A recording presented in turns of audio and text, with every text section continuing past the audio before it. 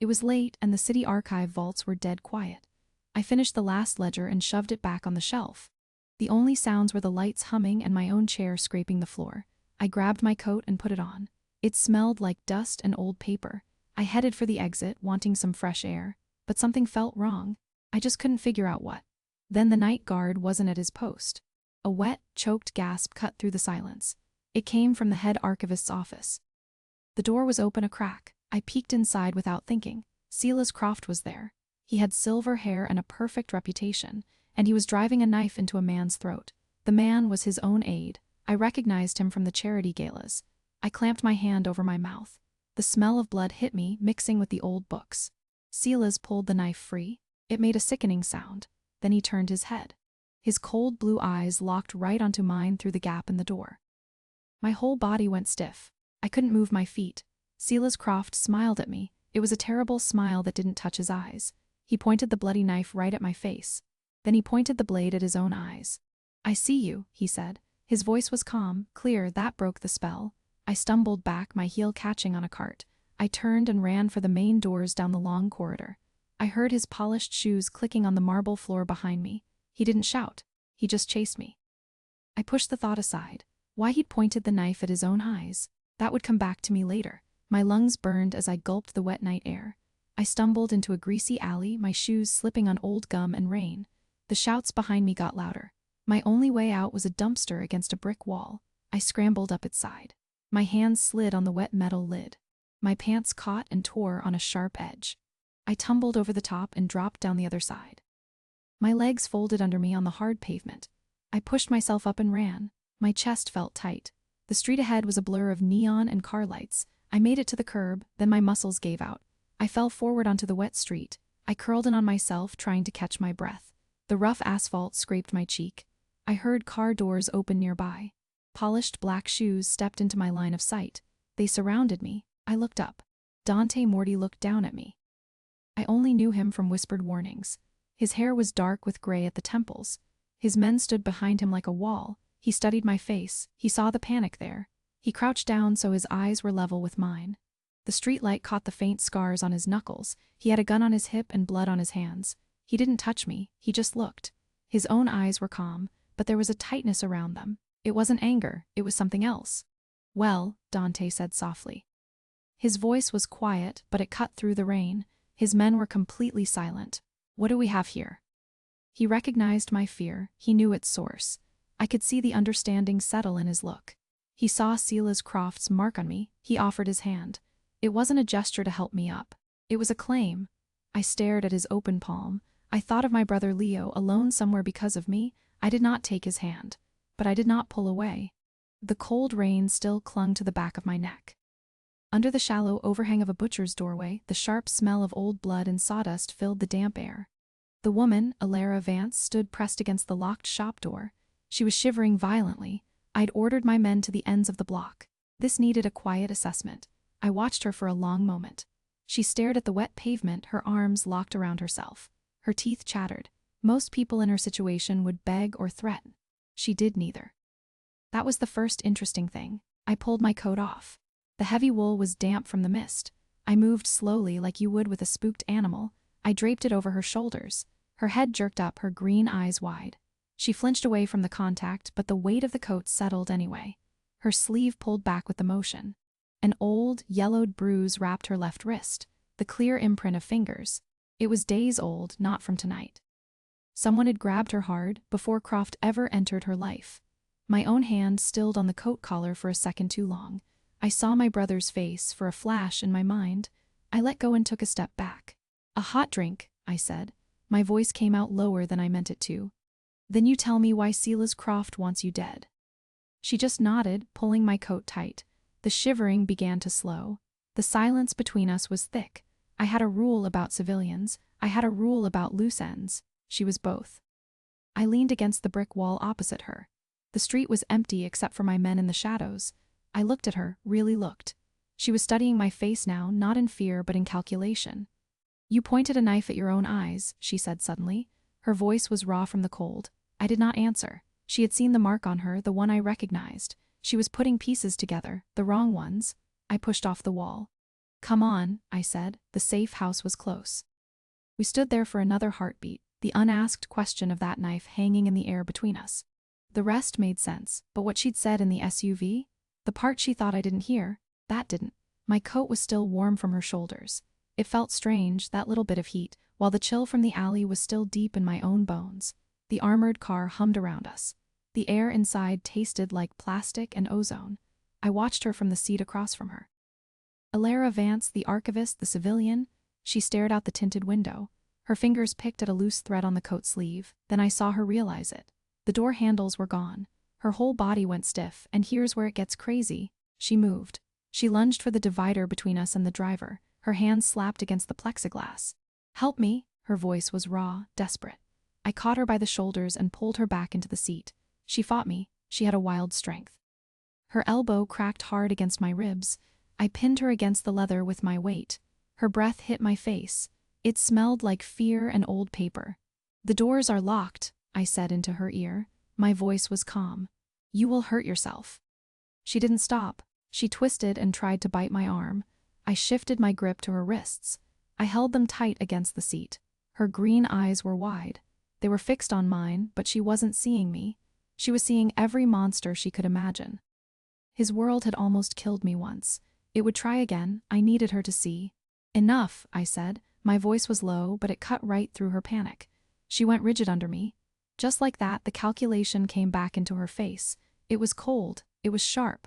I kept my hands on her wrists. I didn't hurt her. I just held her there. I spoke slowly, clearly. "Your brother's name is Leo." Her breath stopped. All the fight left her body at once. Her face went pale. I watched her put it together. She knew I'd found her weak point. Her eyes searched mine for a lie. She found only a hard truth. I saw the fear win.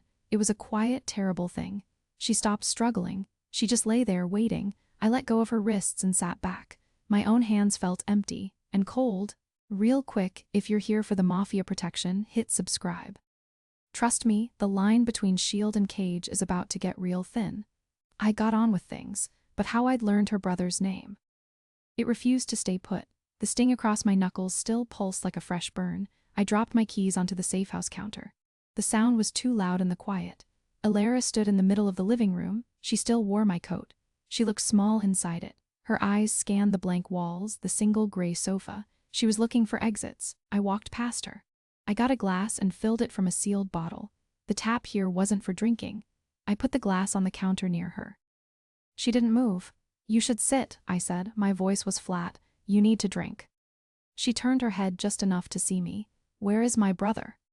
Her voice was thin. It scratched against the quiet. "We are finding him," I said. That was the professional answer. The true one was harder. I saw the doubt on her face. It was a familiar look. People in my world saw promises as currency. They expected them to be fake. I moved to lean against the counter, facing her. The movement pulled at the cut along my ribs. My breath caught. Just a small thing. I saw her notice it. Her eyes flicked from my face down to my side. She saw the crack in the armor. She didn't know what it meant.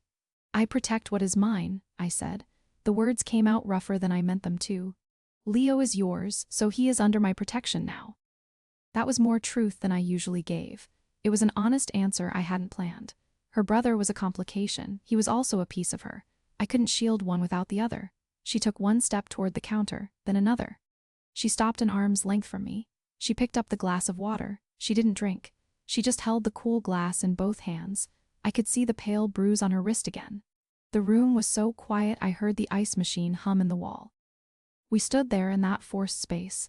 The air between us felt charged with everything we weren't saying. I didn't close the distance. Neither did she. Her shoulders slumped under the weight of the coat. "He's just a kid," she said. The words were barely a whisper. "He shouldn't be part of this. He shouldn't be a target." The raw fear in her voice cut right through my control. It was the hidden pain, finally spoken. It was the same fear I carried for my own. My professional detachment shattered. I looked right at her. I let her see the certainty in my face. "He won't be," I said. The promise was absolute. It was a vow sworn on something deeper than business. For a long moment, she just looked at me. Her eyes searched mine. She was deciding if she could believe it. Then she gave the smallest nod. It was an agreement. It was the first fragile thread of trust. The weight of what could have happened next hung in the air between us. We both stepped back from it, but one thing kept pulling at me: why she hadn't closed the distance either. Later, in the den's blue electronic gloom, the only sound was a fan whirring deep in a server rack. Alara sat rigid before a terminal. Her hair was loose now, falling over the collar of my coat. I placed the laptop on the desk between us. The screen showed a police database login. "Prove me wrong," I said. My voice was low in the small room. I watched her sharp green eyes scan the screen. Her fingers hovered over the keys. She believed in the system's goodness. I needed her to see its rot. Love didn't change what I was. It only made leaving harder. This lesson was the only shield I could give her. She began to type, her movements sure. I saw the moment she bypassed the first layer of security. A flicker of defiant hope crossed her face. She didn't look at me. My own hands rested on the back of her chair. I noticed a small scar on her left cheekbone, pale in the monitor's light. I wondered who had hurt her before I ever knew her name. The thought was a cold stone in my gut. "You knew about Leo," she said suddenly, her eyes still on the code streaming past. "How?" I paused. The answer was simple and ugly. I looked at the worn photograph of my brother, tucked into the edge of the monitor frame. "I had your apartment watched after the archive," I said. My voice dropped. "The photo on your fridge, you and him at a graduation." She stopped typing. Her whole body went very still. She didn't say anything. She just watched my reflection in the dark screen. She returned to her work with a new ferocity. Minutes passed in silence. Then she was in. The database opened. Her breath caught. She searched her own name. The result flashed up instantly, a red-flagged internal alert. Her picture. Silas Croft's official clearance code was listed as the investigating authority. A trace warning blinked at the bottom of the screen. Her hands fell from the keyboard. The color drained from her face. She finally understood. The system she trusted had already sold her to the enemy. Back in the safe house, the only sound was the low, anxious hum of a single server rack. Alara sat at the main workstation. Her fingers flew over the keys. She leaned close to the screen, her focus absolute. The light from the monitor reflected in her sharp green eyes. She did not look at me. I stopped pacing and stood over her shoulder. The air smelled of overheated electronics and old coffee. "Talk to me," I said. "It's a mess," she said, her tone flat. Silas shredded the physical documents. He scanned the pieces before disposal, but the files are fragmented, encrypted too. She worked for a long minute. Then she opened a file. It showed a scan of shredded paper, a jigsaw of white and black lines. A property deed began to take shape as her software stitched the fragments together. She zoomed in on a name. Her whole body went very still. She pointed at the screen. "Leo Vance, my brother." A cold clarity washed through me. This was not a random archive purge. Alara's brother Leo was listed as the owner of a derelict city block in the old docks. A block my intelligence said was a hub for Silas Croft's worst operations. "Silas wasn't hiding from us," I said. My face felt tight. "He was hiding from his own boss. He used your brother's name to hide his assets." She turned to look at me then. The shock on her face was being replaced by a hard, focused anger. It was a look I knew well. The moment fear turns into resolve. She was staying because of that name on the screen.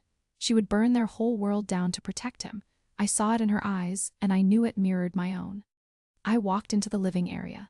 Steam from Alara's abandoned tea curled toward the single, bare bulb. She stood by the monitor, her back to me. Her shoulders were set with a new tension. I was about to speak when a phone buzzed. It was a cheap, plastic sound from her jacket pocket, not the one I gave her, her own. My hand shot out and closed around her wrist before she could move.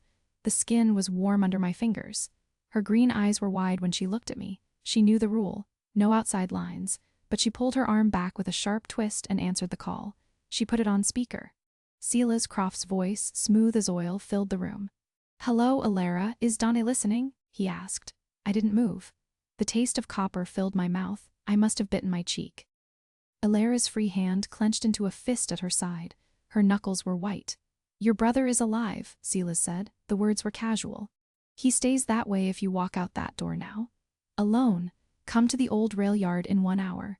Bring whatever Dante has told you, or I will burn your entire life to ash, starting with Leo." The line went dead. The silence that followed was thick and heavy. I released her wrist. A red mark bloomed where my fingers had been. I saw it and felt a cold shame. "You kept the phone," I said. My voice was too quiet. She didn't look away from me. A single tear cut a clean track through the dust on her cheek. She didn't wipe it. She just stood there, holding the burner phone, her body trembling. I saw the choice laid out in her expression. It was a pain I recognized, the helpless fury of a threat against your blood. I turned my back to her. I stared at the worn photograph of my brother tucked by the monitor. My reflection in the dark glass showed a man with gray in his temples and a hollow look in my eyes. I'd promised her Leo would be safe. Silas had just made that promise a lie. I heard the soft rustle of her jacket as she moved. I didn't know if she was leaving or staying. I only knew my next move was already decided. Everything else I could deal with. Whether she was walking out that door or not was different. The cold, hard press of the phone against my ear had left a phantom ache deep in my skull. I stood in the kitchen's fluorescent glare, the only sound the low, angry hum of the refrigerator motor. Elara sat at the small table. Her shoulders were hunched under my coat. She stared at her own hands like they were foreign objects. I walked to the sink and filled a glass with water. I didn't drink it. I set it down on the counter near her. The linoleum was cool under my shoes. "We need to move Leo tonight," I said. My voice sounded flat in the empty room. "My father made a vow to Silas Croft's father," I said. The words came out on their own. I didn't look at her. "A blood oath. It binds me too." Elara was quiet for a long moment. I heard her take a slow breath. "That's why you can't just kill him," she said. Her voice was clear, not judging. "Even now, with all of this." I finally turned my head. She had looked up. Her green eyes were fixed on me. They weren't wide with fear anymore.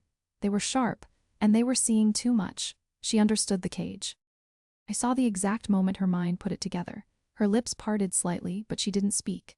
Her shoulder was close to my arm where I leaned against the counter. I lifted my hand. I meant to run my thumb over that faint scar on her cheekbone. My hand stopped in the air between us. My fingers curled back into a fist. I dropped my arm to my side. The hum of the fridge filled the silence. She didn't pull away, she just watched me, and I knew she saw the crack. "He had a sister," I said. The sentence was a raw thing. The official who was supposed to be untouchable. I looked at the worn photo tucked by my monitor.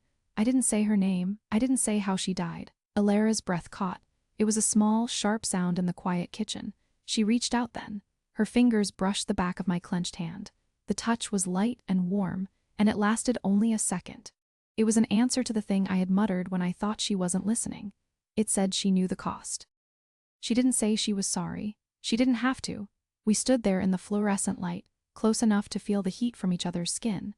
The space between us was heavy with everything we did not say.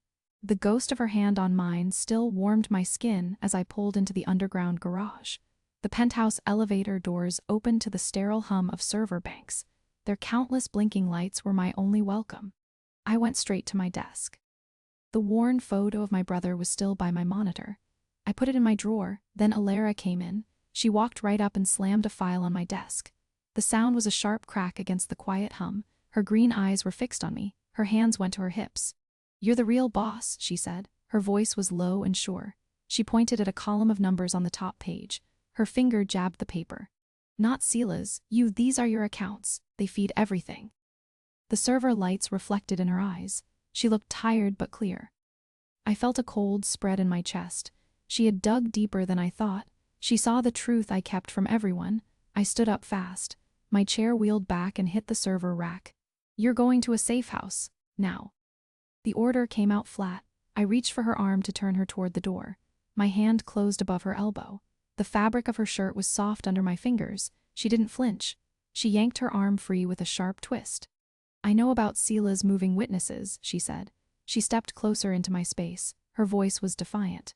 "He's not just laundering money. He's trafficking people who talked. I found the manifests. I'm an asset, not a liability." She held my look. I saw the stubborn set of her jaw. My own anger felt hot and tight. She was right. That changed everything. He hadn't chosen me. Something else had put us here. There was a difference, but the risk was now immense. "You have no idea what you're playing with," I said. My voice was rough. I ran a hand over my face. I felt the tired lines around my mouth. "If he knows you have that, he won't just threaten Leo. He'll erase you both." She didn't back down. I looked at her. I saw the faint scar on her cheekbone. It was a detail I hadn't let myself notice before. In that moment, it just made her look more real, more fragile. The ache in my side from an old wound throbbed. I let out a slow breath. Fine, you stay, but you follow my rules, every word. No arguments. Why my hands had stopped shaking the moment I saw the scar. That wasn't going away. The ghost of a metallic taste still lingered in the back of my mouth from our shouting. I found myself in the cool, damp air of the rooftop garden. The scent of night-blooming jasmine cut through the city's stale breath. I stood by the low wall and looked out at the lights. Alara sat on a stone bench a few feet away. She had my coat wrapped tight around her. She was staring at her own feet. The only sound was the distant hum of the city below us. I watched her from the corner of my eye. She finally lifted her head and looked at me. Her green eyes looked past me to the skyline, then her focus shifted. She was looking at my hands. I realized I was holding the worn photo. My thumb was rubbing a slow circle over its corner. I hadn't meant to take it out. I stopped the movement. I made my hand go still. "It was my brother," I said. The words came out before I could stop them. I didn't look at her. I stared at the face in the picture. "The one in the photo by my monitor. He's gone." I never said that part out loud. The admission sat in the quiet air between us. It felt like a mistake, and a relief. I moved then. I walked over and sat on the far end of her bench. The space between us was just a foot of cold stone.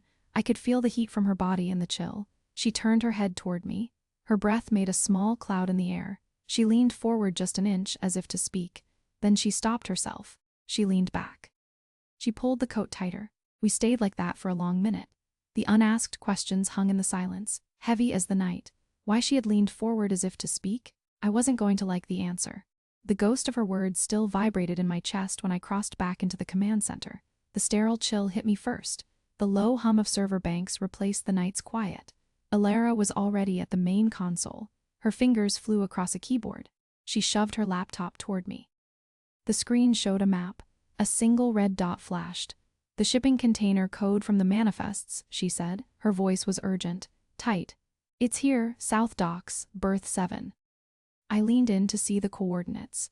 The clean scent of her hair cut through the room's static. My hands, resting on the cold metal desk, looked brutal next to her delicate work. I turned to my own bank of surveillance monitors. I typed a command to pull up the live feeds from the docks. The screens flickered once. Then they all died at the same time, plunging into black squares. "They cut the feeds," I said. The alarm in my own voice was a cold slap. I slammed my palm flat on the desk. The sharp impact traveled up my arm. Someone in my world was always watching. But now the eyes were blind. My phone buzzed on the surface, a harsh vibration against the metal, an unknown number. I tapped the screen. A live stream began to play. Leo Vance, Alara's younger brother, was tied to a chair in a concrete room. A dirty rag was stuffed in his mouth. His eyes were wide, rolling toward the camera. Alara made a choked sound next to me. She covered her mouth with both hands. A muffled cry escaped through her fingers. I watched her face drain of all color. Her green eyes were fixed on her brother's image. And for a second I saw my own sister's face. That old hidden pain twisted in my gut. My hands had stopped shaking the moment I saw the scar on her cheek, because I knew then what I had to protect. A text banner scrolled over the video. "The South Docks, 1 hour. Come alone, Alara." The stream cut off. The phone screen went dark. I looked from the dead device to Alara. Her whole body was rigid, but her eyes had changed. The fear was still there, but it had hardened into something colder. "You're not going alone," I said. My voice dropped lower than I meant it to. I reached out. I gripped her shoulder hard, not to hurt her, to anchor her. She didn't flinch. She looked at my hand on her shoulder, then up at my face. She didn't say anything. She just gave one sharp nod. Her silence in that moment was worse than any scream. What Alara had said under her breath when she thought I wasn't listening. I'd been wrong to ignore it this long. The cold fury in my gut was a lead weight I carried all the way to the docks. I stepped from the car into the warehouse's shadow. The harbor air bit my skin with the salt tang of fish and diesel. I kept Alara close behind me as we moved along the corrugated metal wall. The only sounds were the distant groan of a ship's horn and the slap of water against pilings. We reached a side door I knew from earlier surveillance. The lock was already broken. I pushed it open slowly. We slipped into the vast, dark interior. The space inside smelled of damp wood and rusted metal. We pressed our backs against a stack of cargo containers and listened. I heard nothing but the drip of water from a leak somewhere above us. Then the overhead lights flickered on with a loud hum. I saw the glint of a watch on a man's wrist as he stepped from behind a forklift. More of Silas's men appeared from the shadows all around the warehouse floor. They had been waiting for us. The one with the watch was Marco, one of Croft's lieutenants. He smiled without any warmth. I shoved Alara hard behind a thick concrete support pillar just as the first shots rang out. The sound was deafening in the enclosed space. Chips of concrete exploded from the pillar near my head. I returned fire over the top of a crate. My shots forced 2 of their men to dive for cover. Alara grabbed the back of my suit jacket. She pulled me toward a narrow alley between 2 tall storage racks. We ran as bullets sparked off the metal frames around us. I felt a hot, sharp line burn across the side of my ribs. The impact made me stumble. I did not look down. I kept moving. I fired behind us to slow their advance. We burst through a fire door into a cold, fog-filled alley. I slammed the heavy door shut. I wedged a metal rod through the handle. Alara was breathing in short, ragged gasps. Her face was pale in the dim light from a distant street lamp. She looked back at the sealed warehouse door. Her brother wasn't with us. I saw the exact moment her hope collapsed. Her shoulders dropped. Her hands hung limp at her sides. Then her eyes found the dark, wet stains spreading on my shirt. Her breath caught. She reached out toward my side but stopped her hand before she touched me. The sting of the bullet's graze was a persistent, angry heat across my ribs. I leaned against the safe house doorframe, its peeling paint cool and gritty against my palm. Inside, the abandoned apartment smelled of mold and wet plaster. Alara stood in the middle of the empty room. She had a first aid kit open on the floor. Her green eyes were fixed on my side where the blood had soaked through my shirt. She pointed to a wooden crate. I sat down without a word. Her hands were quick as she cut the fabric away from the wound. Her jaw was tight the whole time. She worked in a furious silence that was worse than shouting. She dabbed at the graze with antiseptic. The liquid was cold. I didn't flinch. Her voice was low and strained when she finally spoke. "How do you live with it, all the violence?" I kept my eyes on the water-stained wall across from me. I made a fist against my knee. "It's the cost," I said. My voice sounded rough to my own ears. "It's the price for keeping what's mine safe, for keeping you safe." I meant it to sound firm. It came out hollow. She pressed a clean pad against my skin. Her fingers were gentle even though her face was hard. "I never wanted this for your brother," I said. The words were out before I could stop them. They were too soft. My shoulders dropped a little under their weight. "I promised you I'd get him back. I failed him today." Alara stopped bandaging my side. Her hands went still against my skin. I could feel her looking at me. I hadn't planned to say any of that. It was a stupid thing to admit. It showed a crack in the wall. I never showed cracks. Our eyes met then. The room was very quiet. I could hear her breathing. She was so close. The air between us felt heavy and warm. For a second I thought she might say something. I thought she might touch my face. Then she looked away fast. She stood up and walked to the grimy window. She put several feet of dusty floor between us. She hugged her own arms and stared out at the dark. I watched the line of her back. She was holding herself together. I knew what she'd said under her breath in the car. She'd whispered, "I'm sorry." She was blaming herself, not me.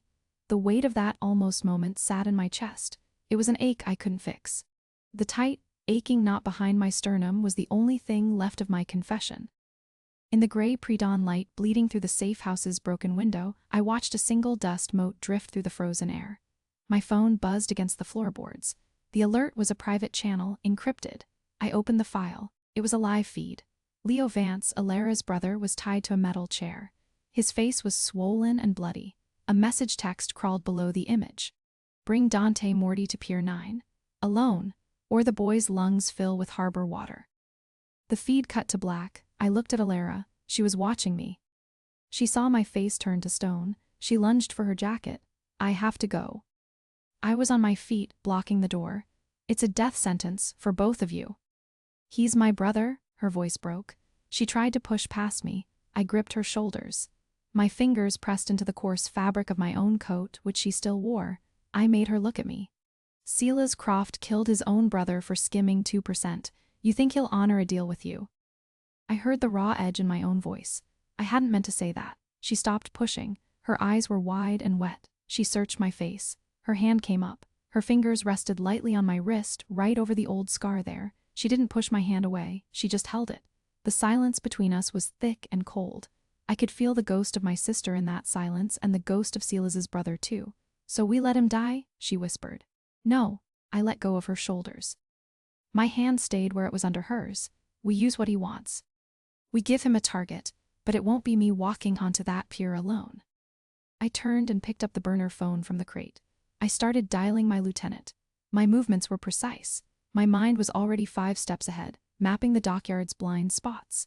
I didn't look back at Alara. I couldn't afford to see the calculation forming behind her eyes. My knuckles ached from the tension of clenching them long after she'd gone, a dull and persistent throb.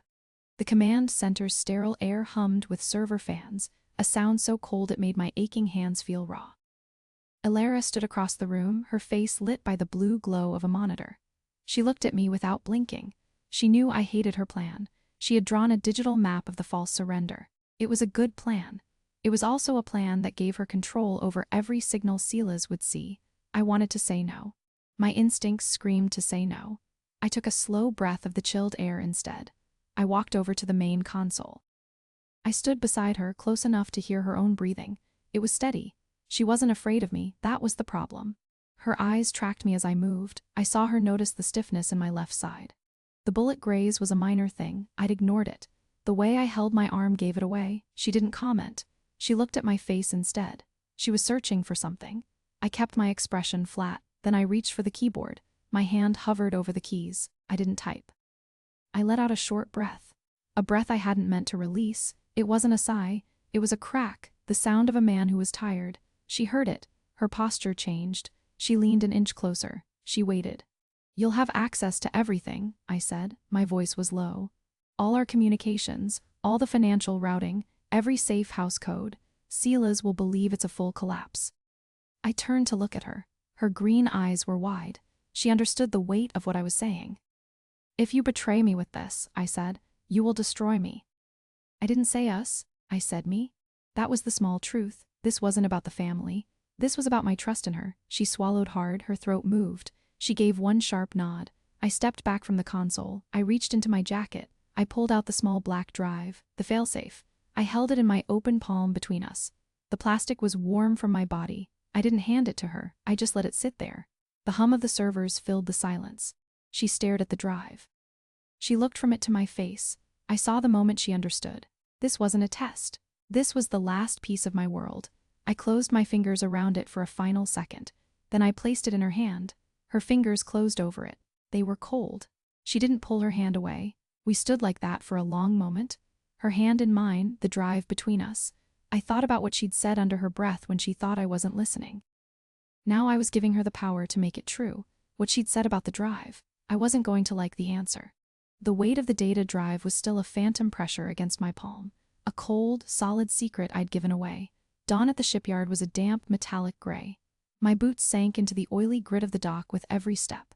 I kept Alara behind me. Her breathing was a quiet, steady rhythm against my back. Silas Croft waited under a flickering dock light. He had only 2 men with him. That was wrong. The air tasted of salt and diesel fuel. "Where is Leo?" Alara called out from behind my shoulder. Her voice didn't shake. Silas smiled. It didn't reach his cold blue eyes. "All in good time. Where is my surrender, Morty?" "The drive." I saw Alara's hand tighten on my coat sleeve for just a second. She let go. I kept my own hands loose at my sides. "You see me, you see her. Where's the boy?" Then Silas tilted his head. It was a small signal. I knew it. Shadows moved on the rusted gantries above us. Metal creaked. I grabbed Alara and shoved her hard toward the cover of a cargo container. The first shots rang out. Chips of concrete spat from the dock where we'd stood. We were pinned behind the steel container. Gunfire echoed off the empty ship hulls. I drew my weapon. Alara pressed her back against the cold metal. Her eyes were wide but clear. She looked at my face, not the gun. "He was never going to trade," she said. The hurt in her words was a physical cut. "No," I said. I risked a glance around the container's edge. Silas was gone. His 2 men were laying down fire from behind a forklift. More shooters were up high. We were in a crossfire. Our own men should have been covering the perimeter. They were. That was the second, colder truth. The betrayal was inside my own crew. I looked back at Alara. A streak of dock grime marked her cheek. I reached over and wiped it away with my thumb. It was a stupid, reckless gesture. She caught my hand and held it tight. My ears still rang with the high-pitched whine of ricochets. A phantom sound trapped inside my skull. The chill of the safe room's concrete floor seeped through my trousers. It smelled faintly sweet, like a meat locker long disused. Across from me, Alara Vance sat with her back against the cinderblock wall. The civilian woman had a streak of dust across her forehead. She stared at her hands, perfectly still in her lap. It was a setup, I said. The words tasted of rust. My side burned where the bullet had torn through my suit jacket and skin. Someone told Silas our exact play. She looked up at me then. Her green eyes weren't wide with fear anymore. They were flat and hard. The failsafe, she said. Her voice was quiet. You gave it to me in the command center. You said it was a decoy. It was. The real one is elsewhere. I shifted my weight, and a fresh wave of heat rolled up my side. I had to press my palm against the wound to steady myself. But the fact I gave you anything was the signal. Only 3 people knew that move. She watched the blood seep between my fingers. Her own fingers twitched once, as if to reach out, then curled into fists. So one of your 3 is Croft's man. I nodded. The movement made the room tilt. The cash, the gun, the scars, none of it was normal. Yet here she was, sitting in the abnormal with me. They'll be looking for you to have it now, I said. The fake or the real one, it makes you a target. Alara didn't answer right away. She looked at the old freezer unit humming in the corner. Then she did something I did not anticipate. She reached into the inner pocket of her jacket. She pulled out the silver data drive I'd handed her before everything went to hell.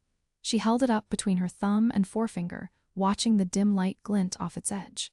You told me to run if things went bad, she said. You said this was my ticket out. I did.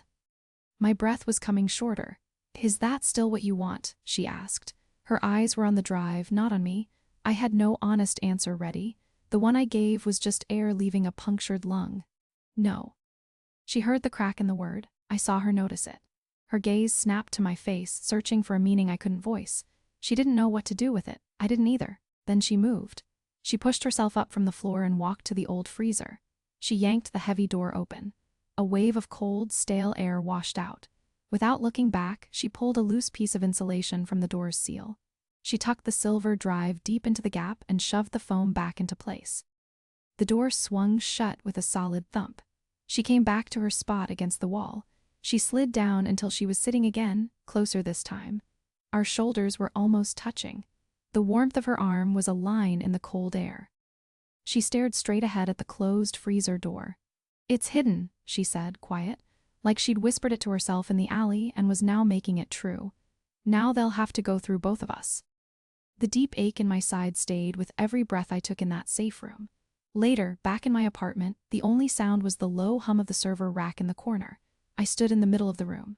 My dress shirt was stuck to my back with dried sweat and blood. The silence felt like a judgment. I'd sent my men away. I needed to see the failure alone. I picked up the burner phone from the crate. My thumb found a specific number, a direct line to Silenzio, my most trusted captain. I pressed call and waited. He answered on the second ring. Boss. The warehouse, I said. My voice sounded hollow in the quiet. Who was on the north perimeter? There was a pause on the line. I could hear him breathing. Rico, and the new man, Gabe. You assigned Gabe yourself. I closed my eyes. I had assigned him. He was eager. He asked for the north point, the most critical spot. I saw his face then, a young guy with a nervous habit of rubbing his thumb over his opposite wrist. He hadn't fired a single shot. I saw him crouched behind a pallet, his weapon down, his head turning toward Silas's men as they moved in. He wasn't firing back. Understood, I said to Silenzio and ended the call. The answer was there, in the memory. In the sickening clarity of looking back, I put the phone down. My hand was steady, which made the rage inside me feel even more dangerous. I walked to the far wall to the simple writing desk. I knelt before the locked drawer. The key was on my ring, separate from the others. The lock turned with a solid click. I pulled the drawer open. Inside was just one thing, a worn photograph, the edges soft from handling. I didn't take it out at first. I just looked at his face. Younger than mine, smiling in a way I never could. My brother Marco. I picked up the photograph finally, my fingers careful on the faded paper. I stood up, the picture in my hand. I looked from his face to the empty glass on my desk. The control I wore like armor was gone. It shattered with the rest of the plan. Silas killed you, I said to the photograph. My voice was rough. It was the first time I'd said the words out loud in that empty room. And I failed. I didn't shout. The words were quiet and final. Then my arm swept out and the glass hit the wall. It exploded into 100 pieces that scattered across the floor. I stood there, breathing hard, staring at the wreckage. The picture was still safe in my hand. The sharp sting in my palm pulsed with every heartbeat. I was standing in the open doorway of Alara's room. The faint smell of her chamomile tea still hung in the air. I hadn't knocked. The light from the hall cut across the floorboards and touched the edge of her bed. She was sitting on it, her back against the headboard. She didn't look surprised to see me. Her auburn hair was loose around her shoulders. She watched me without a word. I saw her eyes drop to my hand. I followed her look. My fingers were curled tight. A thin line of blood ran from my clenched fist. I made myself open it. A few pieces of the broken tumbler fell to the floor with a tiny sound. The cut was shallow but messy. "I wasn't coming to check on the drive," I said. My voice was rough. I didn't move from the doorway. "I know where you put it." She shifted on the bed, drawing her knees up. "Then why are you here?" I had to force the next words out. They felt like glass too. "My brother's name was Marco. Silas didn't just kill him, he turned him first. He made him a traitor to our family. I found out too late." I looked at the blood on my palm. "I had to give the order." "My father made me give the order." Alara's breath caught. It was a small, sharp sound in the quiet room. Her green eyes were fixed on my face. She understood the weight of what I'd said. This wasn't about business. It was about a wound that never closed. She stood up from the bed then. She walked over to the dresser and took a clean cloth from a stack. She came back and stopped just in front of me. She didn't reach for my hand. She just held the cloth out, her arm extended. I took it. Our fingers didn't touch. I pressed the white fabric to my palm. We were close enough that I could see the faint scar on her cheekbone. "I'm telling you this so you know why I can't stop, and why I can't let Silas have Leo too." She was looking at my mouth, not my eyes. Her lips were parted. She was listening, but I saw the fear there. It was a different kind of fear. The air between us was warm and still. I didn't move. She didn't move. For a long moment, there was only the sound of our breathing in the quiet room. The raw scrape of my own confession still clung to my throat. I found myself walking the rain-slicked transit hub perimeter later. The neon from a pawn shop sign bled a chemical violet across the wet asphalt. Dawn was a gray smear in the sky. The safe house felt too small after last night. I needed the cold air. I needed to think. My driver, Marco, waited at the curb with the car. He watched the empty street with flat eyes. I walked just to move. My shoes clicked on the wet pavement. The silence in my own head was worse than any noise. I turned back toward the car after a few minutes. That's when I saw it. The second-floor window of our safe house was open. The curtain flapped out into the damp morning. I hadn't opened that window. Alara hated the draft. A cold feeling started in my chest. I went back inside fast. The apartment was quiet. Too quiet. I checked the main room first, then her room. Bed was made. It was empty. Her bag was gone from the chair. I called her name. Nothing answered me. I went to the small desk where she worked. The burner phone I gave her was gone. My coat was still on the floor where I dropped it last night. The worn photograph of my brother was in my pocket where I left it, but the failsafe drive was not in the freezer door seal. The gap was empty. I stood there for a long moment. I understood. She had listened to my pain about my brother. Then she made her choice.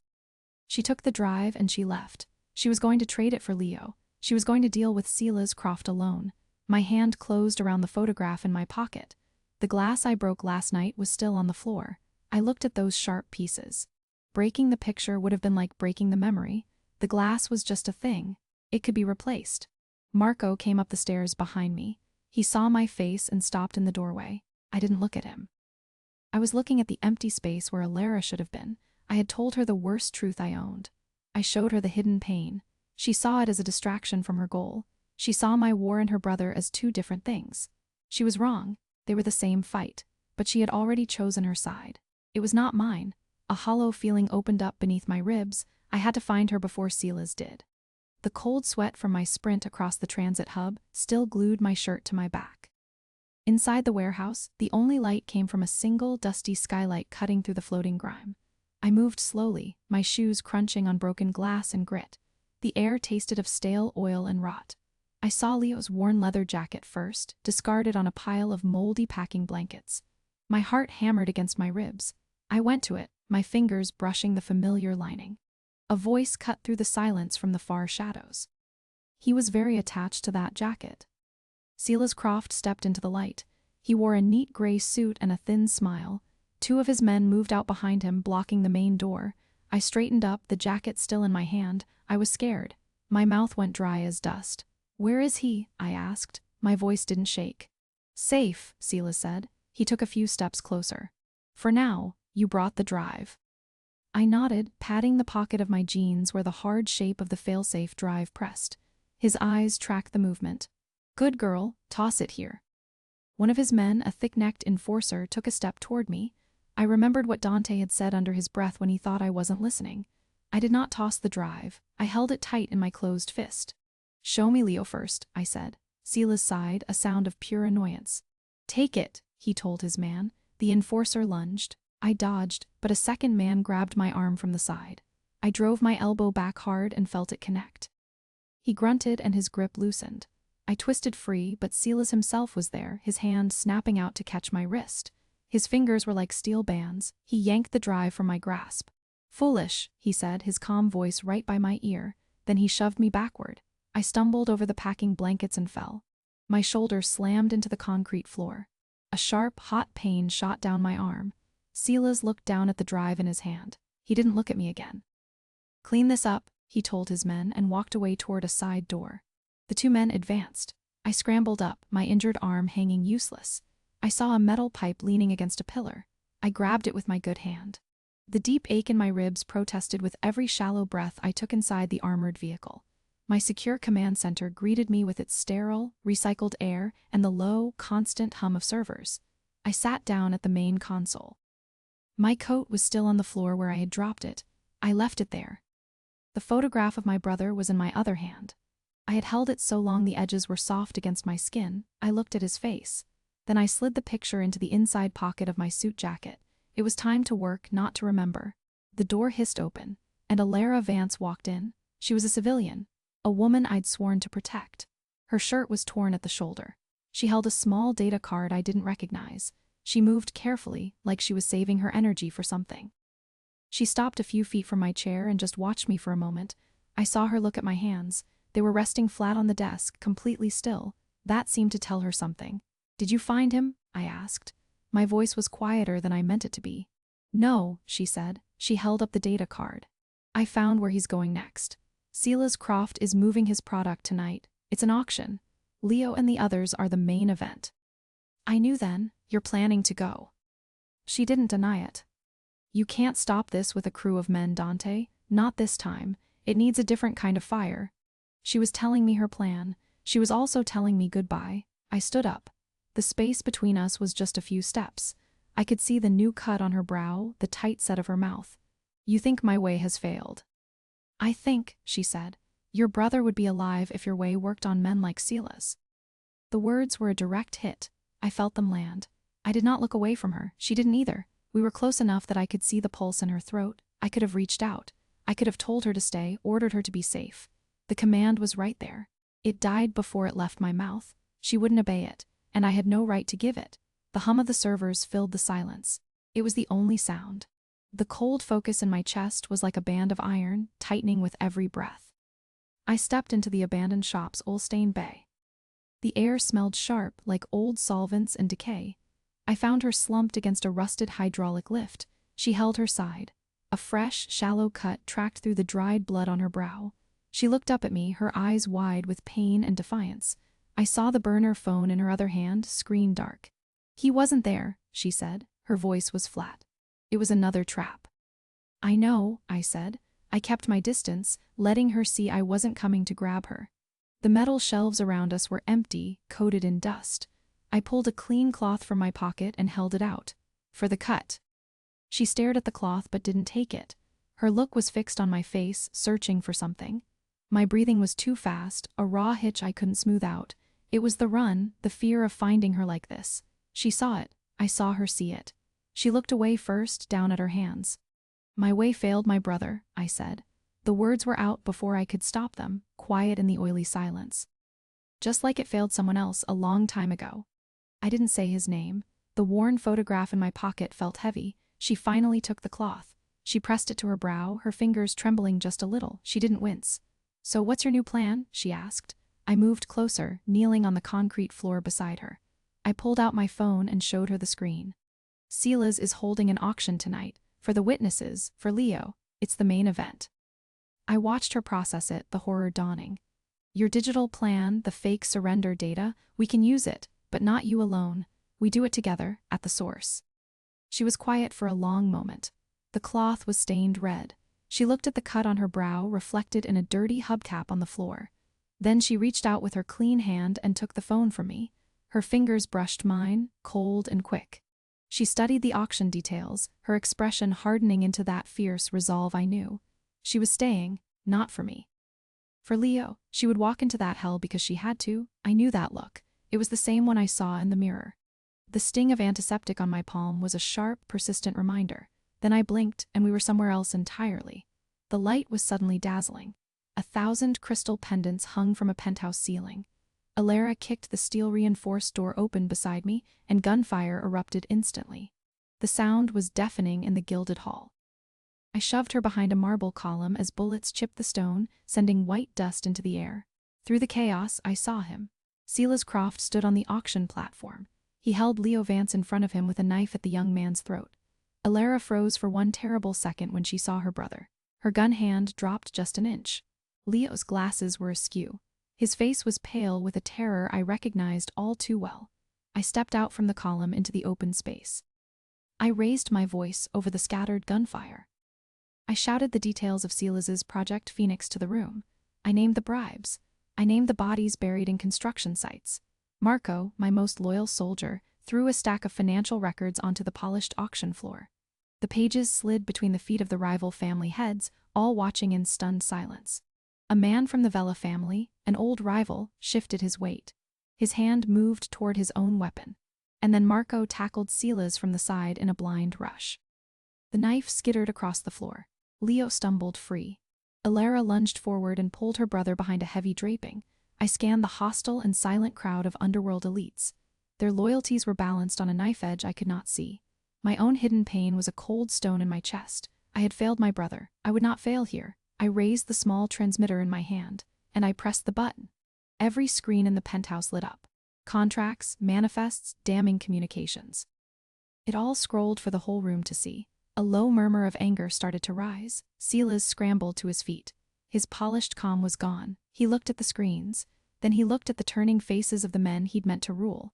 He started backing toward a service door behind the platform, and that's when I finally understood. Why Marco had tackled him. Why he didn't go for the knife. I'd been wrong to ignore it for so long. The acrid sting of gunpowder was stuck in the back of my throat. I stepped into the plush, soundproofed antechamber. The world went silent. The only sound was my own heart hammering against my ribs. I locked the door behind us. Silas Croft was backed against a mahogany desk. His silver hair was messed up. Those cold blue eyes darted toward the service door. He held his hands up. He tried a thin, desperate smile. "Dante," he said. His voice was too calm for a man who was trapped. "Think about your oath. We have rules. You kill me in cold blood, you break omerta. The commission will exile you, your own people will turn on you." He was trying to sound reasonable. I pulled the pistol from my shoulder holster. I ejected the magazine. The metal felt cool against my fingers. I took a single round from my pocket. I slid it into the empty chamber. The click was loud in the quiet room. "I can give you Alara," he said quickly. The polished facade cracked.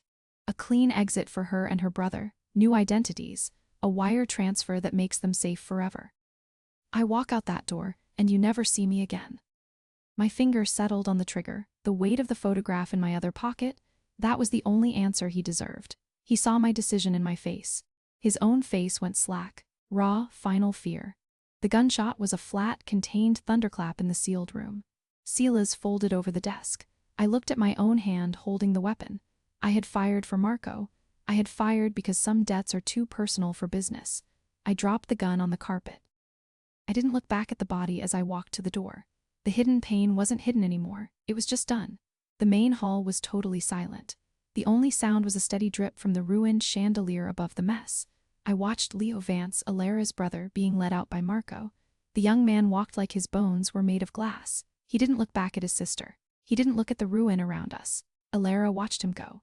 Her arms were wrapped tight around herself. She stood very still until the side door clicked shut behind them. Then it was just the two of us in the vast, broken room. She turned toward me slowly. Her face was smudged with dust and something darker. I leaned against a pillar. My leg was starting to stiffen. I looked at my hands. My right one was bleeding from a small, clean cut across the palm. I hadn't even felt it happen. I stared at the red line. I wasn't sure where the glass had come from. Alara moved then. She crossed the space between us without a sound. She took my hand in hers.